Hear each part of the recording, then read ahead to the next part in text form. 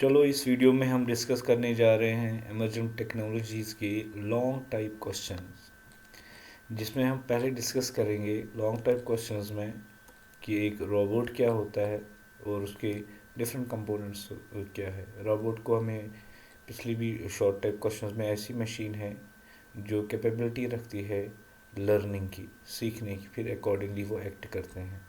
अब जो ये रोबोट है जिसमें सीखने की कैपेबिलिटीज़ होती है, अब काम करने की कैपेबिलिटी आ जाती है, ये कैसे हो जाता है, ये कैसे रिएक्ट करता है, कैसे चलता है, कैसे किसी चीज़ का गर्मी महसूस करता है, ठंडी महसूस करता है, तो ये सब के सब इसके अंदर जो होता है वो सब सेंसर्स से होता है।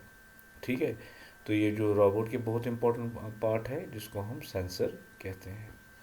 तो let us discuss now the various components of the robot, जिसमें सेंसर्स की बात हम पहले करेंगे।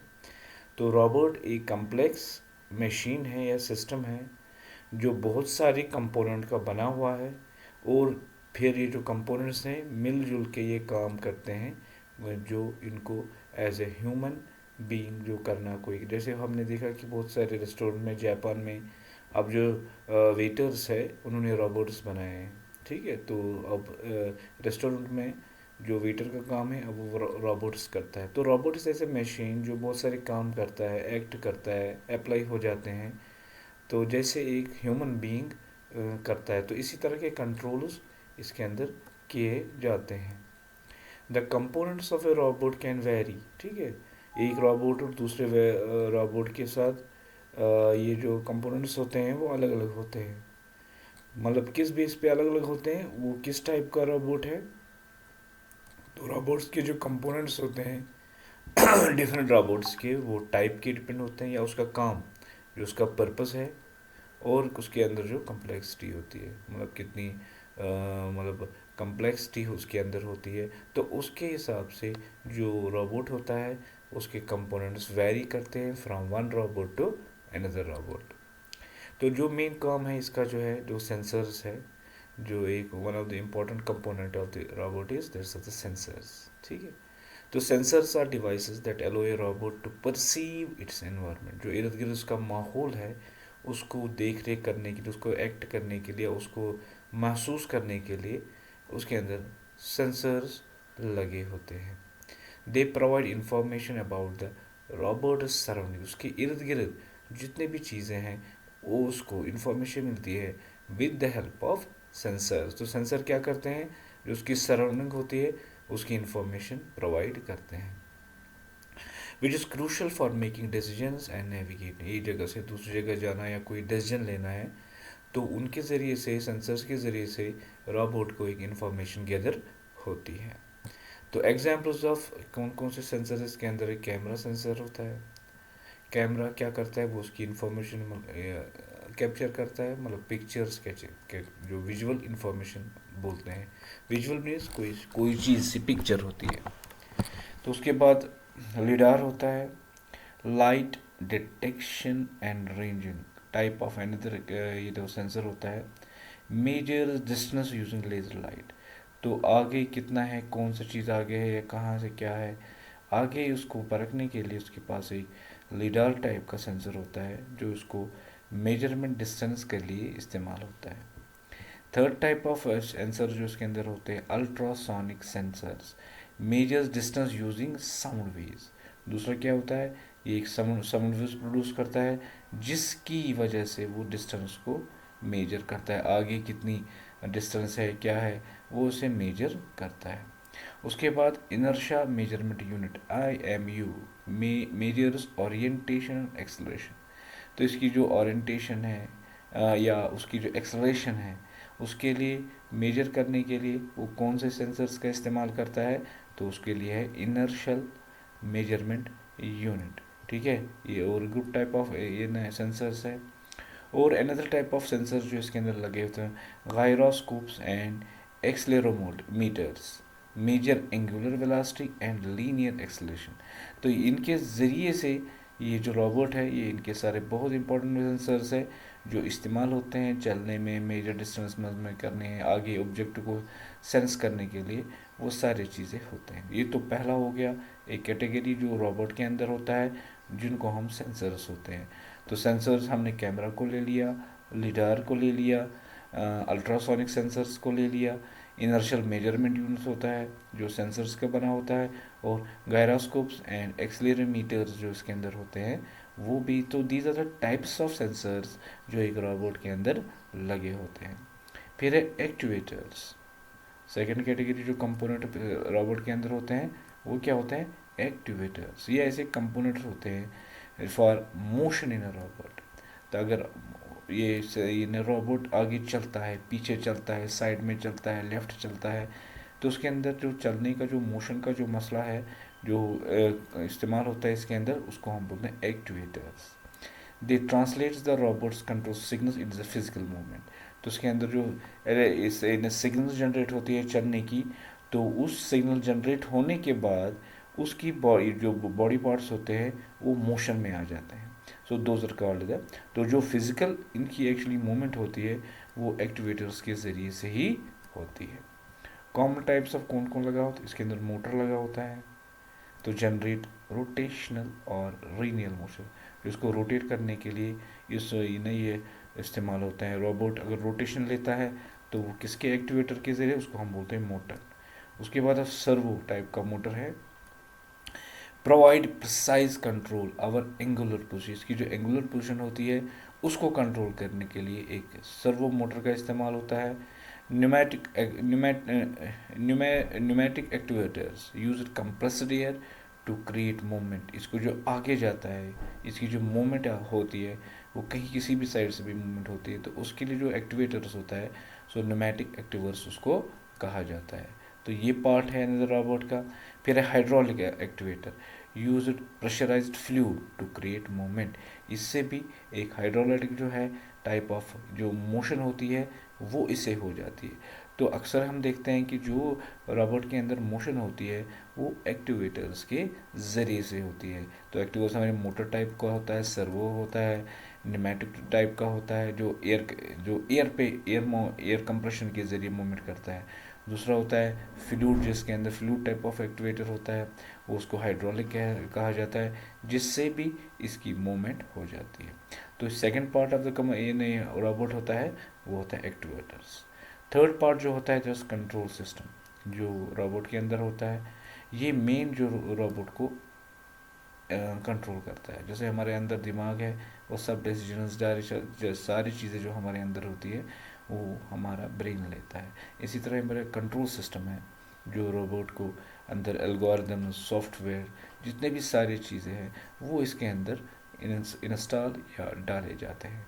तो सारे एल्गोरिदम्स काम करना है, कैसे क्या करना है, कैसे डिसीजंस लेते हैं, वो क्या करना है, ये क्या करना है, कैसे क्या करना है, वो सारे प्रोग्राम एप्लीकेशन जो सॉफ्टवेयर होते हैं वो रोबोट के बिहेवियर को डिफाइन करते हैं। और ये सारी चीज़ें कहाँ पर होती है, कंट्रोल सिस्टम में।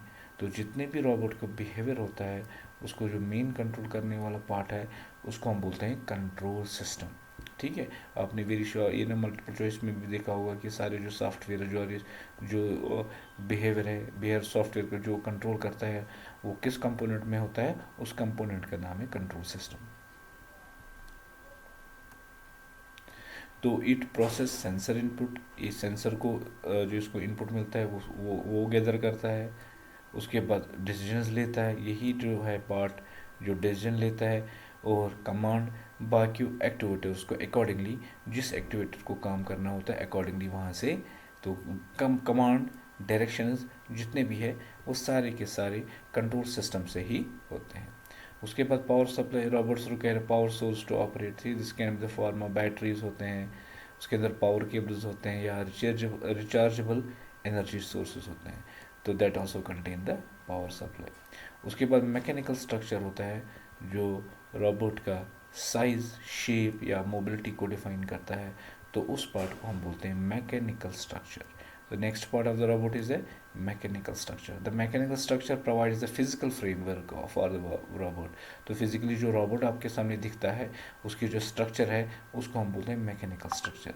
इससे क्या होता है, ये रोबोट का साइज डिफाइन करता है, उसकी शेप डिफाइन करता है और उसकी मोबिलिटी को भी डिफाइन करता है। The structure can be designed to accommodate the sensors, activators and other components while ensuring stability and durability. वो सब के सब जो सारी चीज़ें हैं वो इसी स्ट्रक्चर, जो रोबोट का स्ट्रक्चर होता है, इसके अंदर ही पाया जाता है। तो ये अनदर पार्ट है जो रोबोट के अंदर होता है। तो उसके बाद है मैनिपुलेटर्स। तो रोबोट के अंदर मैनिपुलेटर्स होते हैं जिसको हम रोबोटिक आर्म्स कहते हैं, जिसके ज़रिए से आर्म्स मूव करते हैं।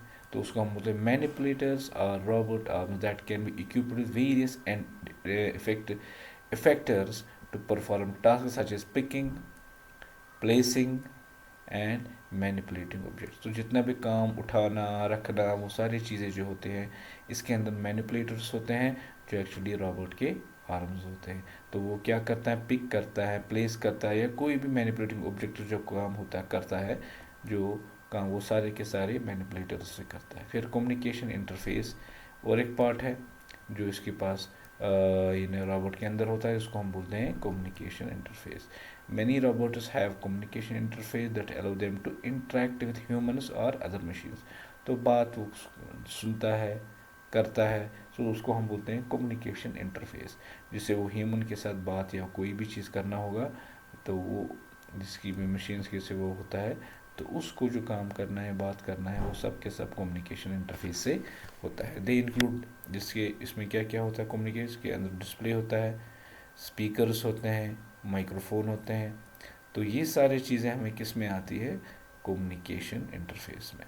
तो इसके अंदर डिस्प्लेज होते हैं, स्पीकर्स होते हैं जहाँ से बात आती है, माइक्रोफोन से बात करता है, ठीक है, या लिसन करता है, स्पीकर से बाहर आ जाती है।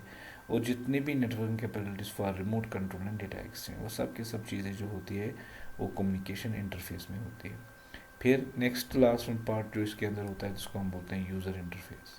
Robots designed for human interaction often include user interface such as touch screen के पास होता है, इसको हम टच कर सकते हैं, बटन्स होते हैं, वॉइस रिकॉग्निशन सिस्टम होता है जिससे ये बात को समझता है, जिसको हम बोलते हैं voice recognition system. Allows user to control interface the robot, जिसके ज़रिए से वो इंटरफेस से वो रोबोट के साथ कम्युनिकेट करता है। नेक्स्ट क्वेश्चन जो इसके अंदर है, इंटरनेट ऑफ थिंग्स, IoT। तो अगर हम आसपास देखेंगे हमारे पास जो सारी चीज़ें हैं वो सब के IoT वाले हैं।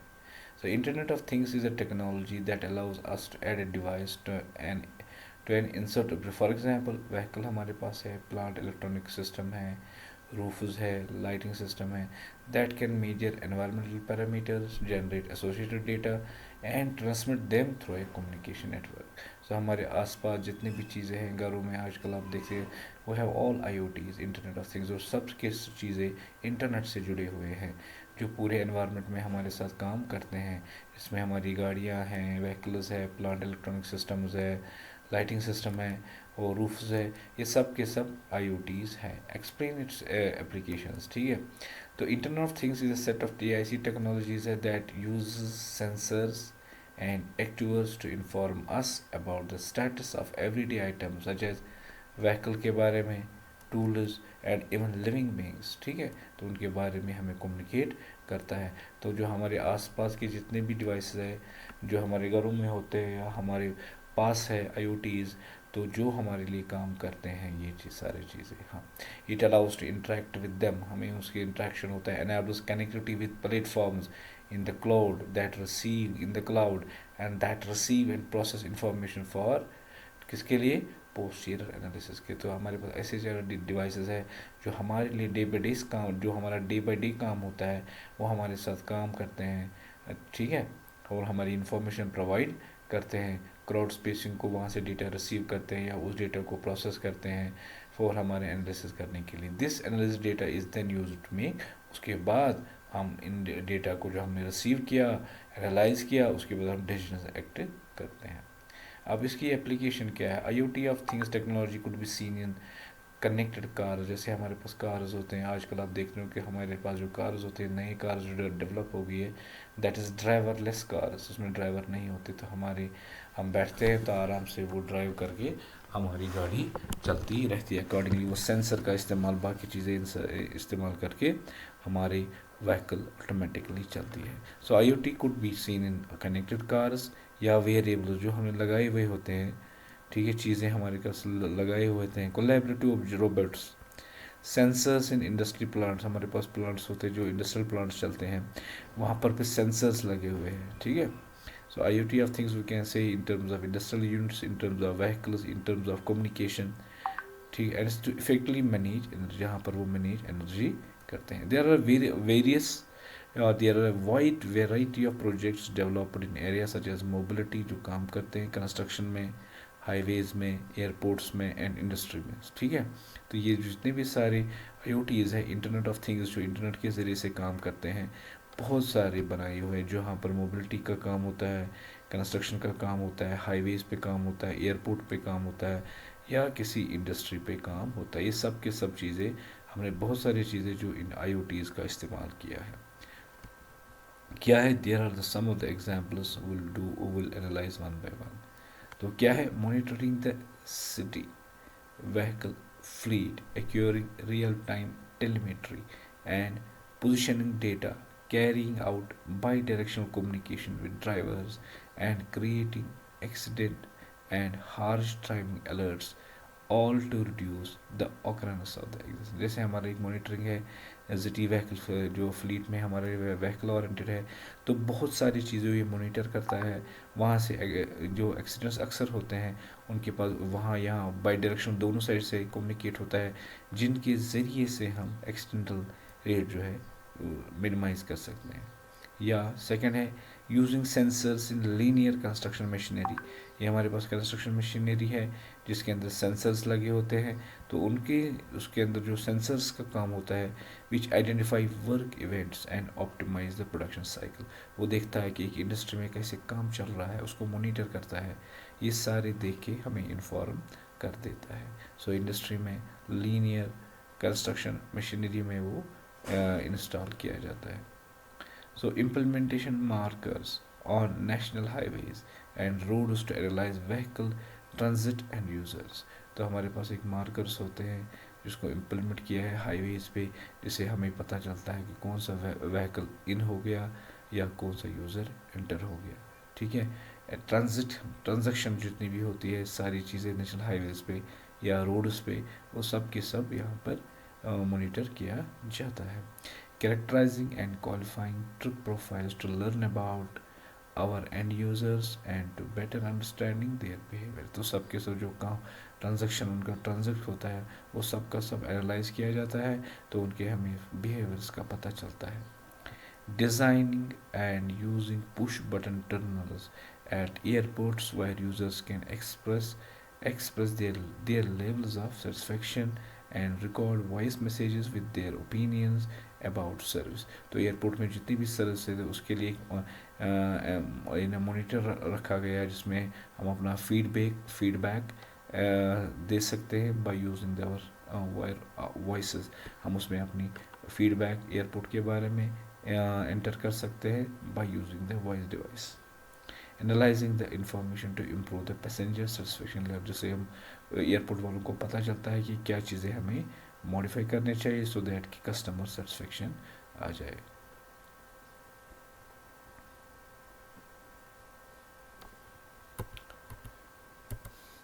Occurring information about water treatment plants, जो हमारी वाटर ट्रीटमेंट प्लांट्स है उनकी इंफॉर्मेशन गैदर करना, उसके लिए भी एक हमारे पास IoT बनाया गया है, जो स्कार्ड्स जिसको हम बोलते हैं supervisory control and data acquisition to facilitate the ability.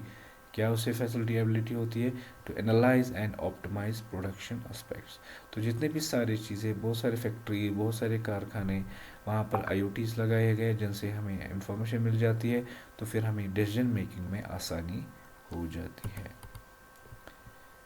अच्छा, उसके बाद अभी हमने देखा टाइप्स ऑफ सेंसर्स जो एक रोबोट्स के अंदर लगे होते हैं। पहली कैटेगरी होती है लाइट सेंसर्स। ठीक है, तो रोबोट के अंदर लाइट सेंसर्स होते हैं, used to identify the light and generate a voltage difference. तो उसे हम क्या, इन लाइट सेंसर से एक वोल्टेज जनरेट होती है जो आइडेंटिफाई करने के लिए इस्तेमाल होती है। तो there are two types of light sensors used in robot parts. इसको कहा जाता है फोटो रजिस्टर्स, पहला टाइप है जो लाइट सेंसर होता है, दूसरा होता है फोटो वोल्टेक सेल्स। तो दोनों चीज़ें हैं जिस टाइप के 2 टाइप के सेंसर्स उसमें लगे हुए थे। Photo resistors change their resistance by changing light intensities. तो उसकी जो रेजिस्टेंस है वो चेंज होती है, कैसे? हम इंटेंसिटी लाइट की चेंज हो जाती है। मोर light on it results in less resistance and जितनी ज़्यादा लाइट होगी उतनी लेस रेजिस्टेंस कम हो जाएगी। Photovoltaic cells can convert the energy of solar radiations into electrical energy. These are used in manufacturing solar robots. तो जितने हमारे पास सोलर रोबोट्स है वो इसके लिए काम करने के लिए इस्तेमाल होते हैं, जिसके अंदर लाइट सेंसर्स लगे होते हैं। Second part is the sound sensor. This sensor is used to recognize the sound and convert into the electrical signal, and it is used in simple robot that can navigate with the help of sound. तो हमारे पास robots होते हैं जो चलते हैं by using the sound sensors. तो उसकी जो चलने की जो है या साउंड को रिकॉग्नाइज की है, तो जैसे हम बोलते हैं वॉक, कम हेयर, तो वो उस हमारे साउंड को सेंस करता है। हमारा जो साउंड सेंस है अकॉर्डिंगली वो उसके अंदर मोशनस आ जाती है। थर्ड टाइप सेंसर जो होता है वो टेम्परेचर सेंसर होता है। Temperature sensors are widely used in robots working in extreme weather condition like in desert और तो हमारे पास टेम्परेचर सेंसर्स होते हैं जो बहुत ही इस्तेमाल होते हैं जहाँ पर गर्मी का बहुत ज़्यादा मौसम होता है या हालात होते हैं, तो उन वहाँ जगह हम ये रोबोट्स टेम्परेचर सेंसर्स का इस्तेमाल करते हैं जो वर्किंग एक्सट्रीम कंडीशन के ज़रिए से वो रोबोट किसी भी वेदर कंडीशन में काम कर सकता है, जैसे आइस डेजर्ट है या आइस ग्लेशियर है। सो ठीक है, these sensors help robots adopted to the ambient temperature. तो जिसके अंदर जो ये टाइप ऑफ टेम्परेचर सेंसर्स होते हैं तो अकॉर्डिंगली वो वहाँ पर अडॉप्ट हो जाता है और वहाँ पर काम करता है। So tiny sensor ICs produce voltage differences to adjust temperature changes. ठीक है, तो temperature sensors are used these days actually कौन कौन से? TEM37, LM34, TEM35, LM35 या टेम्परेचर 30। तो these are the types of temperature sensors जो इसमें इस्तेमाल होते हैं। उसके बाद है कॉन्टैक्ट सेंसर्स। तो रोबोट के अंदर कॉन्टैक्ट सेंसर्स होते हैं जो फिजिकल कॉन्टैक्ट टू फंक्शन, तो जिसके ज़रिए से वो हैंडशेक या बाकी चीज़ जो भी होता है वो इन्हीं के ज़रिए से हो जाता है। This creates a trigger for the robot to act accordingly. तो अकॉर्डिंगली वो उसके हिसाब से फिर एक्ट करता है। They are widely used for avoiding obstacles. जैसे फॉर एग्जांपल आगे कोई चीज़ है, ठीक है, तो कॉन्टैक्ट सेंसर के ज़रिए से फिर वो वहाँ से एक्टिवेट होता है और अकॉर्डिंगली टर्न आगे पीछे पोजिशंस एक्यूर करता है। तो जहाँ जहाँ पर इसको ऑब्स्टैकल होता है, जहाँ पर इसकी रुकावट होती है, उसको सेंस करने के लिए उनके पास कॉन्टैक्ट सेंसर होते हैं। When these sensors which is touch an obstacle it commands the robot to perform task like turning, reversing और सिंपली स्टॉपिंग। तो जब भी आपको लग रहा है किसी के साथ कॉन्टैक्ट होता है, फिर ये जाके टर्न लेना होता है, तो अकॉर्डिंगली वो रिएक्ट को। तो ये सारे के सारे जो सेंसर्स हैं उनको हम क्या कहते हैं? Contact sensors. तो उसके अंदर और एक ग्रुप टाइप ऑफ सेंसर्स होते हैं जिसको हम बोलते हैं प्रेशर सेंसर्स। तो they are widely used to quantify pressure. मतलब tactile is a robot sensor that is used to measure force and pressure with the help of touch. ठीक है, सो अगर फिर प्रेशर के ज़रिए से जिसको हम बोलते हैं tactile is a robot sensor. ठीक है, उसका नाम क्या है? एक टैक्टाइल रोबोट सेंसर है जो क्या काम करता है? एज ए प्रेशर सेंसर का काम करता है। It is used to determine the grip strength of a robot arm and the pressure it requires to hold an object. तो उस वक्त जो उसके अंदर उसको हम बोलते हैं, तो आर्म के ज़रिए से इसको प्रेशर करना होता है, होल्ड करना होता है, या कितना प्रेशर इस्तेमाल करना है।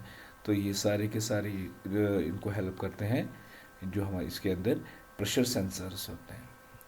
Next type of group of sensors जो इसके अंदर होते हैं उसको हम बोलते हैं डिस्टेंस सेंसर्स।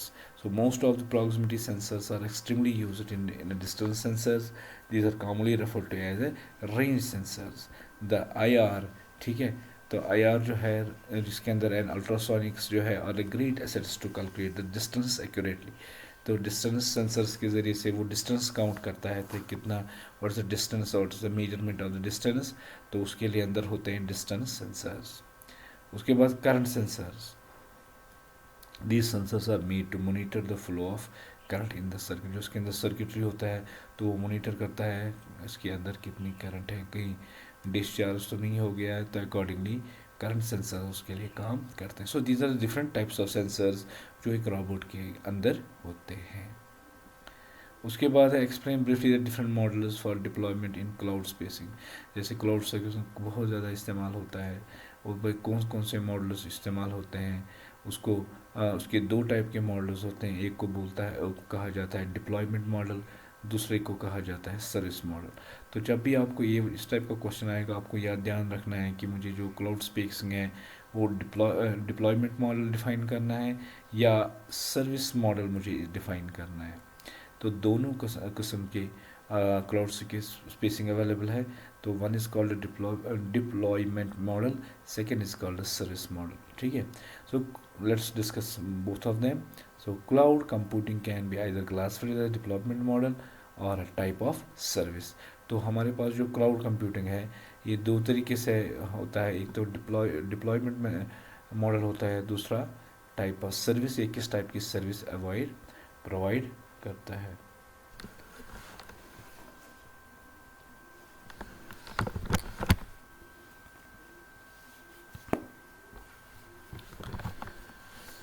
सो पहला है deployment model.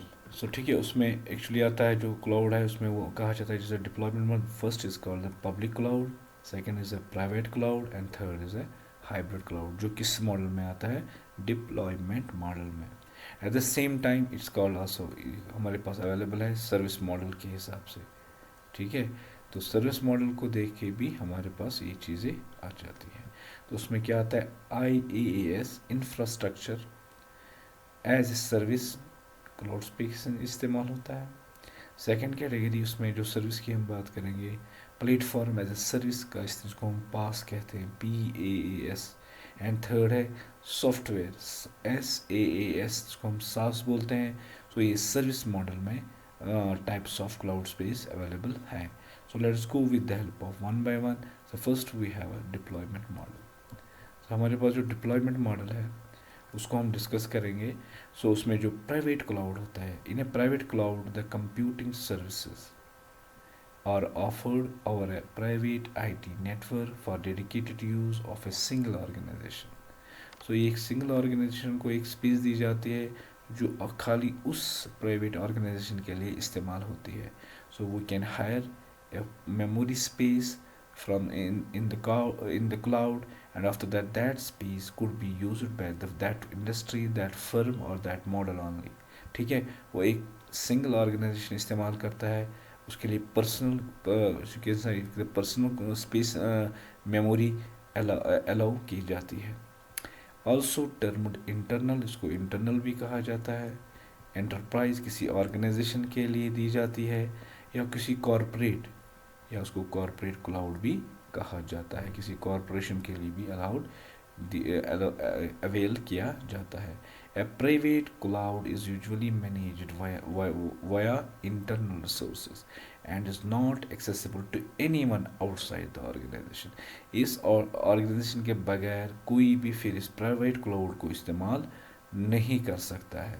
So it's the definition of the private cloud. तो ऐसी मेमोरी, ऐसी स्पेस जो के लिए पर्टिकुलर ऑर्गेनाइजेशन के लिए इस्तेमाल होती है तो खाली वही लोग इस्तेमाल करते हैं जो उस ऑर्गेनाइजेशन में काम करते होंगे.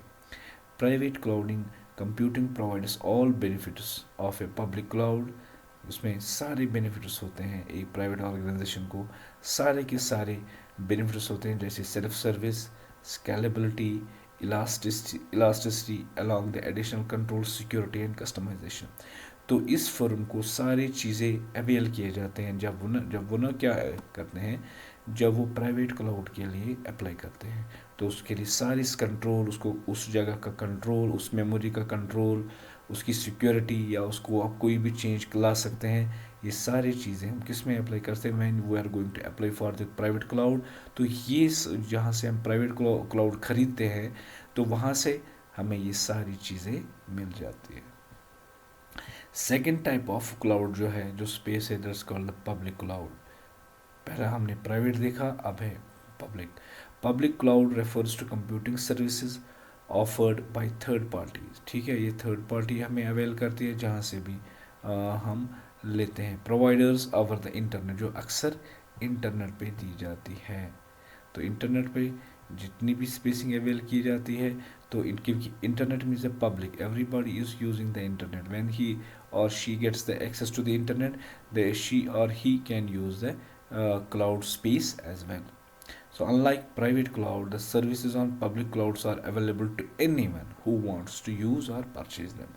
तो यहाँ पर कोई भी चीज़ जो कोई भी इस्तेमाल करना चाहता है, कोई भी, ठीक है। सो वहाँ पर प्राइवेट की जगह नहीं कि ये खाली एक पर्टिकुलर ऑर्गेनाइजेशन के लिए है, पर्टिकुलर तो नहीं, यहाँ पर कोई भी इस्तेमाल कर सकता है, जो हर किसी के लिए जो वो खरीदेगा।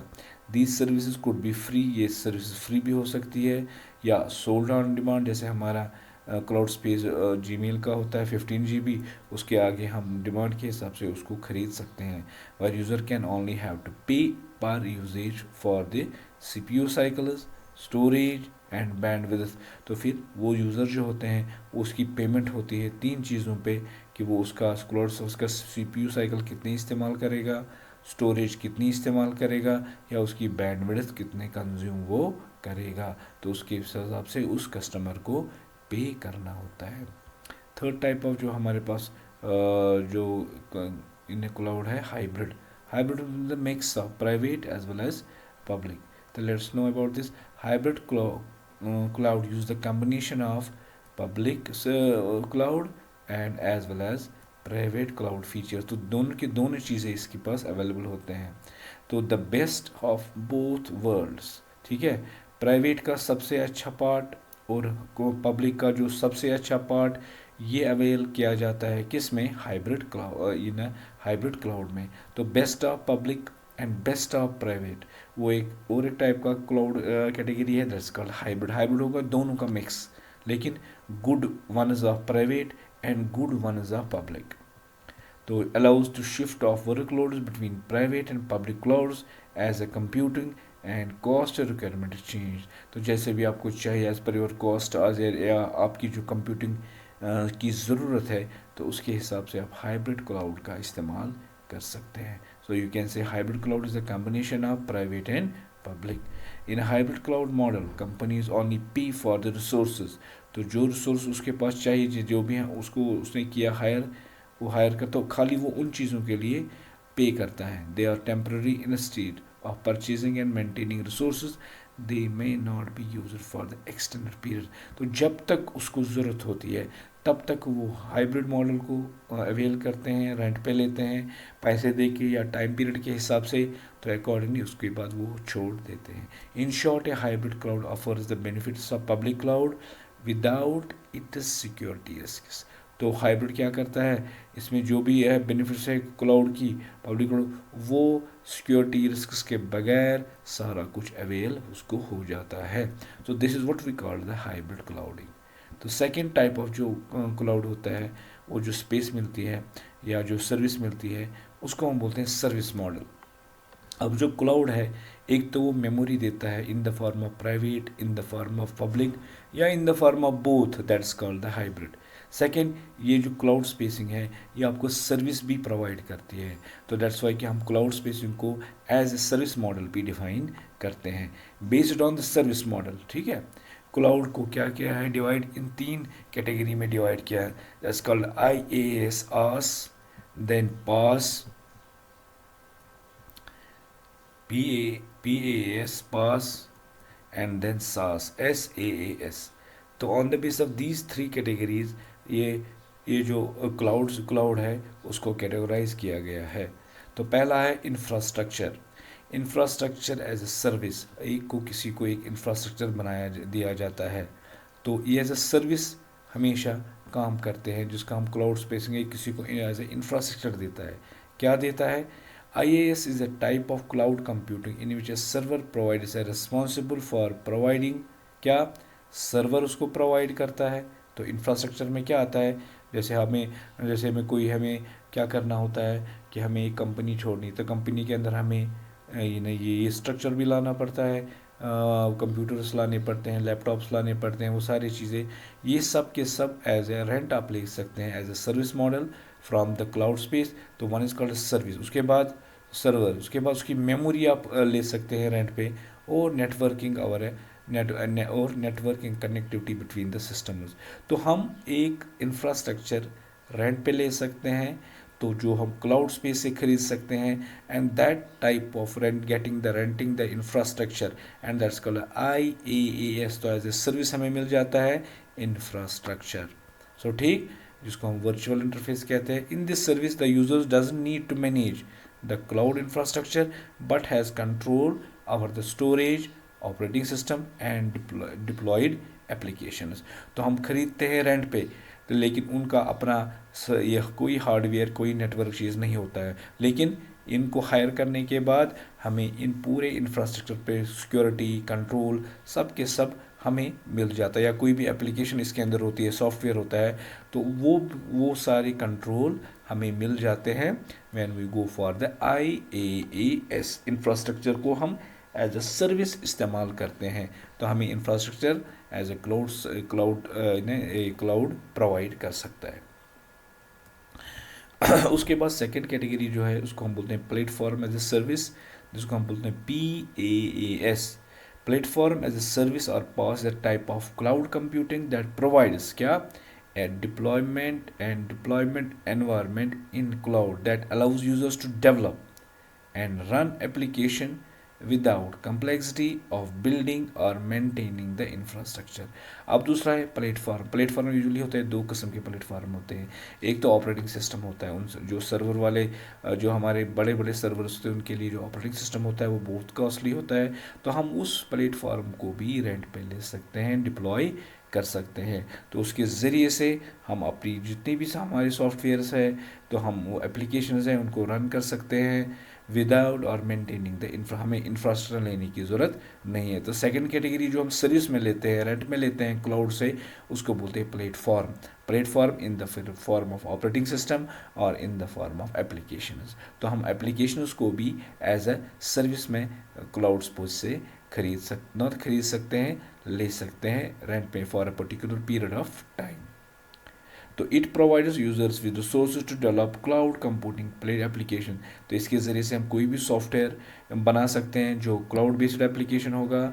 इन this type of service a user purchase the resource from the vendor as a pay as you go basis. उसका मतलब होता है आप मुझे तब तक इसे उसको पेमेंट मिलता है जब तक वो उसको इस्तेमाल करता है और जब तक वो डिप्लॉय करता है, and can access them over a secure connection. तो साथ साथ वो जो हम होते हैं सारी चीज़ें ये in the base of secure भी होता है, इसमें कोई खतरा चीज़ हैकिंग का या बाकी चीज़ें खतरे नहीं होते। तो एक तो हो गया इंफ्रास्ट्रक्चर को हमने क्या लेना है, दूसरा प्लेटफॉर्म सॉफ्टवेयर्स, तो जो सारे एप्लीकेशंस वो हम ले सकते हैं। मतलब प्लेटफॉर्म में की यूजुअली आता है उसकी सिक्योरिटी और उसका ऑपरेटिंग सिस्टम जो प्लेटफॉर्म में आता है। सो प्लेटफॉर्म में क्या होता है, अक्सर हम उसके अंदर जो हमारे पास इंफ्रास्ट्रक्चर होता है हम उसका ऑपरेटिंग सिस्टम भी as a service third party से ले सकते हैं, और जब तक हमें चाहिए ज़रूरत होता है तब तक हम उससे इस्तेमाल करते हैं। तो ये होता है जो सर्विस प्रोवाइडर्स होता है, हम उसे परचेज़ करते हैं पे एज यू गो बेसिस। जब तक कि आप बाहर जाएंगे या इसको इस्तेमाल करेंगे तब तक आप उसको ले सकते हैं। सो प्लेटफॉर्म का मतलब है ऑपरेटिंग सिस्टम को लेना, उसके एप्लीकेशन को लेना, ताकि हम जब तक उसको इस्तेमाल करना चाहेंगे करेंगे तो उसके बाद हम उसको छोड़ सकते हैं। तो अब सास है, सास में क्या होता है, सॉफ्टवेयर एज ए सर्विस दी जाती है, ठीक है। तो सास और software as a service allows user to access a vendor software. तो हम अब दूसरा क्या है, जिसने कोई सॉफ्टवेयर बनाया होगा हम उस सॉफ्टवेयर को भी हायर कर सकते हैं on cloud on subscription basis. जब तक हमें वो चाहिए तब तक हम उसको सब्सक्राइब कर सकते हैं। In this type of cloud computing users do not need to install और डाउनलोड एप्लीकेशन। हमें उनको इंस्टॉल या डाउनलोड करने की ज़रूरत नहीं होती है अपने सिस्टमों में या अपने मोबाइल्स में या अपने डिवाइसेस में, लैपटॉप्स में। Instead, the application is located on a remote cloud network that can directly access it through the web और API. तो जहाँ हम एज अ सॉफ्टवेयर को सर्विस किसी और का सॉफ्टवेयर है, उन्हें हमें बना के दे दिया है, सब बनाया हुआ है, तो हम उसको हायर कर सकते हैं, तो हम उसका सॉफ्टवेयर अपने काम के लिए इस्तेमाल कर सकते हो. हमें अपनी सॉफ्टवेयर लाने की ज़रूरत नहीं है, हमें वो बनाने की ज़रूरत नहीं है. सो ये है